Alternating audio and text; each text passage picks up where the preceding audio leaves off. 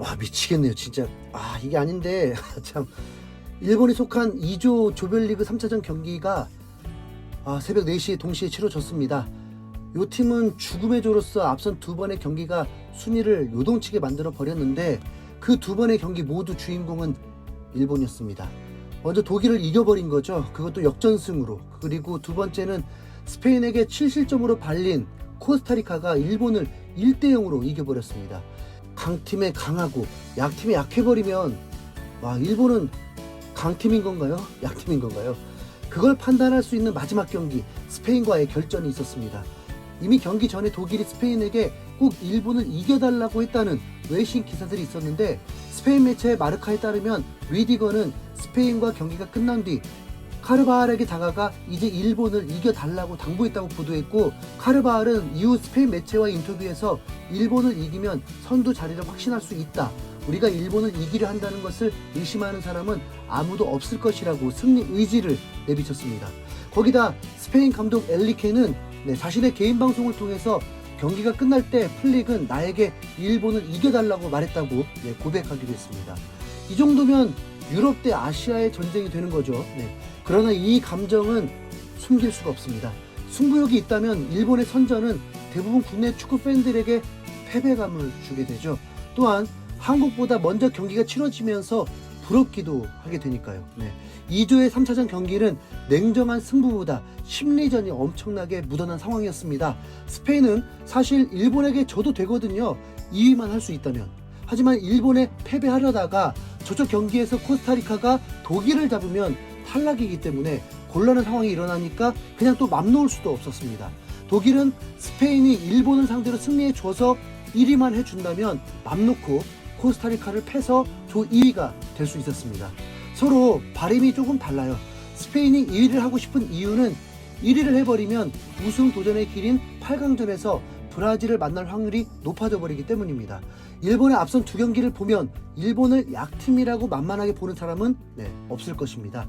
밀당 전술이 어마어마했으니까요. 독일전에서도 전반에 페널티킥 실점으로 뒤지고 있었지만 후반에 몰아붙이면서 역전시키더니 다시 걸어 잠그고 그게 가능했고, 코스타리카전에서는 전반을 지루하게 보내다가 후반에 밀어붙이고 비록 실점을 했지만 압도해버렸습니다. 좀 길었죠? 이 일본 강팀이 맞습니다. 일본은 스페인을 상대로 승리해버렸습니다. 그것도 독일전과 매우 흡사한 경기 진행이었습니다. 일본이 16강 진출을 하든 못하든 스페인이 승리하길 바랬던 이 경기가 어떻게 일본이 승리했을까요?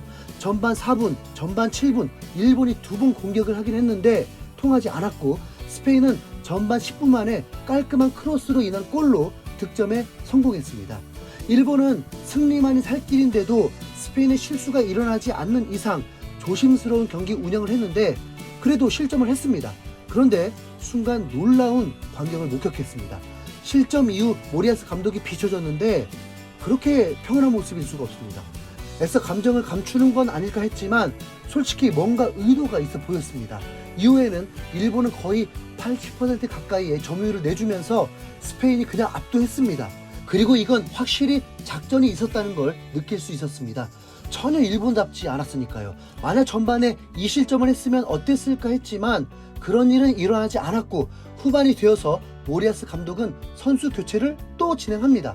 독일 프라이부르크의 주전 윙어 도한과 잉글랜드 브라이튼의 공격수 미토마를 출전시킵니다. 그리고 일본은 후반 2분 만에 갑자기 태도를 돌변시킵니다. 스페인이 골키퍼에게 백패스를 하자 공격진들이 압박하기 위해서 달려들었고, 그 압박을 풀고 나오나 싶더니 스페인의 발데가 키핑 미스를 저질렀고, 곧바로 일본이 경합으로 볼을 따내더니 교체로 들어온 도안이 정광석과 같은 왼발 중거리 슛으로 동점을 만들어 버립니다.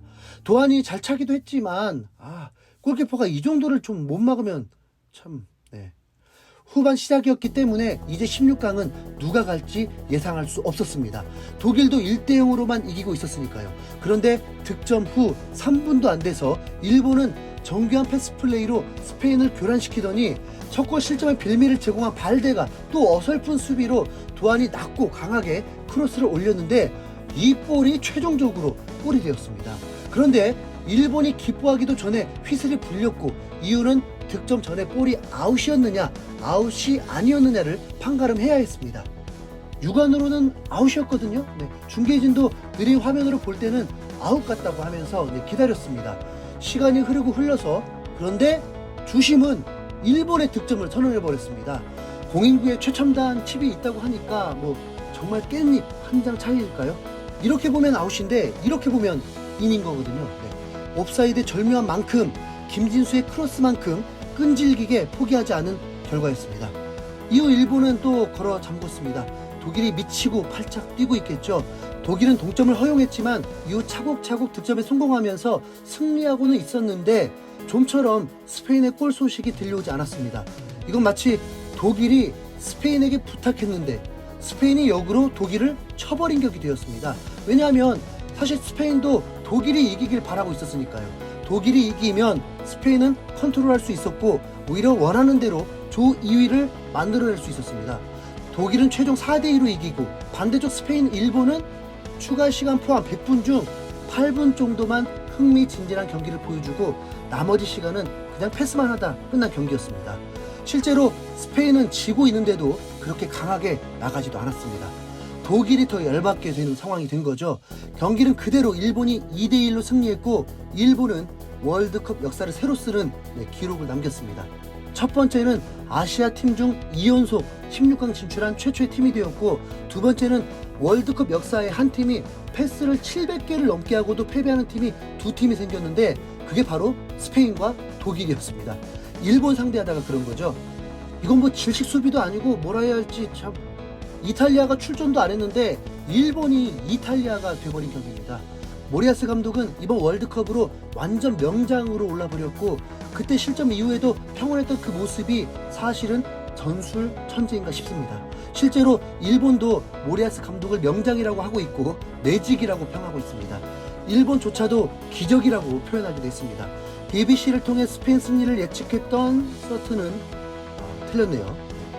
영국 텔레그래프는 일본은 박스 안에서 인상적인 수비를 보인다. 셔츠 색상 때문에 이탈리아처럼 보이기도 한다. 후반전 스페셜한 활약을 한 일본은 조에서 가장 높은 곳에 올랐다. 놀라운 업적이다. 독일, 스페인을 모두 잡은 걸 잊으면 안 된다. 역습은 빨랐고 수비는 단단했다. 영국 공영방송 BBC는 경기장에 일본 국기가 펄럭이고 있다. 팬들은 모두 축하할 준비가 됐다. 도저히 믿을 수 없는 상황이다. 일본이 후반에 만든 반전을 믿을 수 없다고 이야기했습니다. 영국 더선은 일본이 월드컵에서 충격을 선사했다고 대서특필했습니다. 독일 매체 빌트는 쓰러진 독일 선수 사진을 게재하면서 독일이 2연속 16강 진출을 놓쳤다. 얼마나 당혹스러운가. 일본이 스페인을 2대1로 이겼다. 일본연의 당혹스러운 패배가 쓰라린 기록이라고 짚었습니다. 토마스 밀러는 완전한 재앙이다라고 했습니다. 그리고 국대 은퇴를 암시하는 발언도 했습니다. 일본은 이제 16강에서 크로아티아를 만나게 됩니다. 진짜 그들의 목표가 이루어질지도 모르는 상황임은 분명합니다. 와, 부럽다! 이상 흰수염구였습니다. 그래도 시청해주셔서 감사합니다.